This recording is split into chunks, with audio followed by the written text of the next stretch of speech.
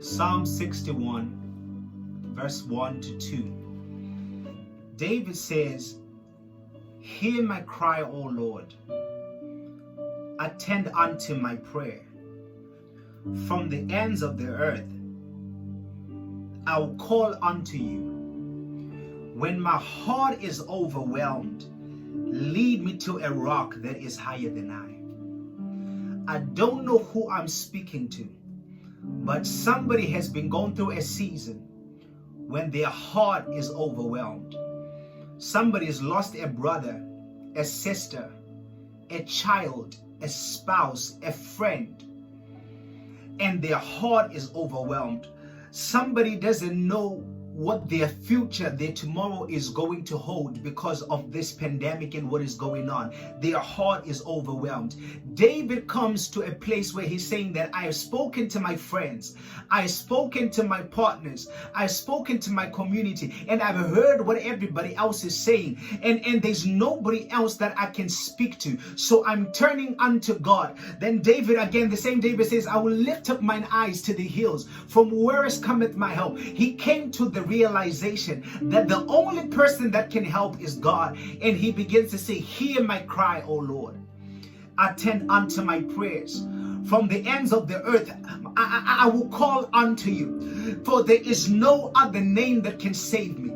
Nobody else can comfort me. Nobody else can sustain me. So I'm calling unto you. I don't know who you have been calling to, but I want to give this submission to you, that you ought to call the name of the Lord. The Bible declares that some trust in chariots and some trust in horses, but we shall remember the name of the Lord. I want to bring to you that there is only one name that is faithful to serve. There is a rock that is higher than your problem. There is a rock that is higher than your situation. There is a rock that is higher than this pandemic. When we talk about height, we're talking about greater, that supersedes, that is above, which means that it trumps over everything else.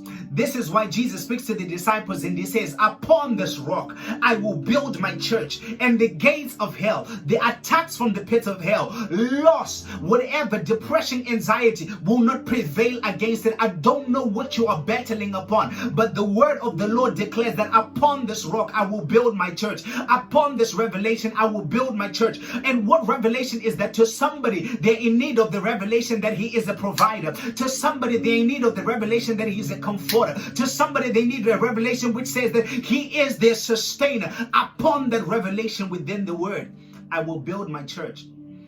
Let your foundation in this season be in the word of God. Let your foundation in this season be in what he said. I know what is going on around you looks black and it looks dark, but the Bible declares we walk by faith and not by sight. Now faith cometh by hearing, and hearing but what? By the word. The word of the Lord is the rock. And this is why the psalmist calls him the rock of ages.